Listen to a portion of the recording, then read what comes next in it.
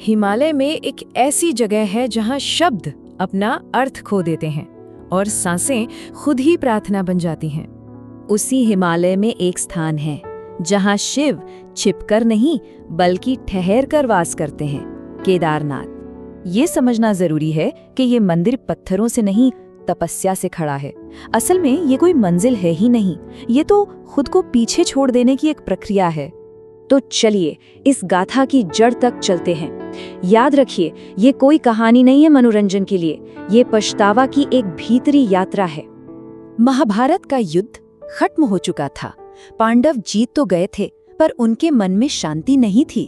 अपने ही खून से सनी हुई जमीन मानो उनसे पूछ रही थी, धर्म तो जीत गया, पर क्या तुम्हारे कर्म शुद्ध रहे? इसी बोझ के नीचे दबकर पांडव निकले शिव को खोजने। उन्हें मुक्ति नहीं, क्षमा चाहिए थी। लेकिन शिव ने उनसे मुंह फेर लिया। वजह उनका अपराध नहीं था, वजह थी जीत के बाद भी बचा हुआ अहंकार। शिव जानते थे कि जब तक मैंने किया का भाव है तब तक समर्पण अधूरा है, और शिव अधूरे समर्पण को स्वीकार नहीं करते। तब शिव ने एक बैल का रूप लिया और केदार की घाटियों में कहीं खो गए, पर पांडवों की लगन ने उन्हें पहचान ही लिया। जैसे ही भीम ने उन्हें पकड़ने की कोशिश की, वो बैल धरती में समाने लगा, पर भीम ने भी हठ नहीं छोड़ा और उनकी पीठ का कुबड़ पकड़ लिया।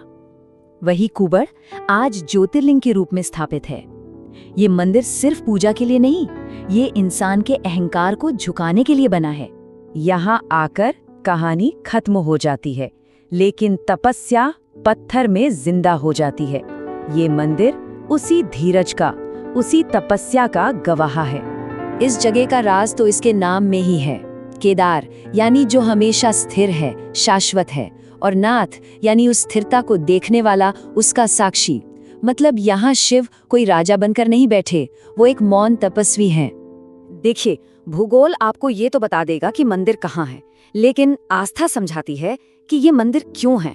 लोग कहते हैं कि जब पूरा हिमालय कांप उठता है, जब बर्फ पहाड़ों को चीर देती है, तब भी केदारनाथ अपनी जगह खड़ा रहता है। क्यों? क्योंकि इसकी नींव जमीन पर नहीं, विश्वास पर रखी है। जब कोई यात्री हांफते हुए केदार की चढ़ाई करता है ना, तो वो सिर्फ ऊपर नहीं जा रहा होता, वो अपने अंदर उतर रहा होता है। केदारनाथ ये नहीं बताता कि भगवान कहाँ है, वो ये एहसास कराता है कि भगवान तक पहुंचने के लिए कितना कुछ छोड़ना पड़ता है। अपना अहंकार, अपना डर, अपना आराम। यहाँ के फैसले मौसम नहीं करता, यहाँ काल निर्णय लेता है। मंदिर का खुलना और बंद होना, ये सब एक दिव्य, एक कुदरती लय का हिस्सा है। हर साल अक्षय तृतीया पर मंदिर के दरवाजे खुलते हैं और फिर भाई दूज पर सर्दियों के लिए बंद हो जाते हैं। पर ये बंद होना कोई जुदाई नहीं है, ये तो शिव का विश्राम है। तो जब केदारनाथ पर बर्फ की मोटी चादर बिछ जाती है और पूरा हिमालय शांत हो जाता है, तब भी शिव का मौन नहीं होता। उनकी पूजा ऊखी मठ के ओंकारेश्वर मंदिर में चलती रहती है, बस ये याद दिलाने के लिए कि आस्था किसी एक जगह की सीमाओं में नहीं बंधती। तो आखिर में बात घूम फिर कर वहीं आ जाती है, ये यात्रा बाहर की है ही नहीं, ये तो अंदर की है। सवाल मंदिर का नहीं, सवाल तो मन का है। असली सवाल ये नहीं है कि मंदिर के दरवाजे कब खुलते हैं, असली सवाल तो ये है कि क्या हमारा मन खुला है उस एक दिन के लिए जब शिव उसे स्वीकार कर लें।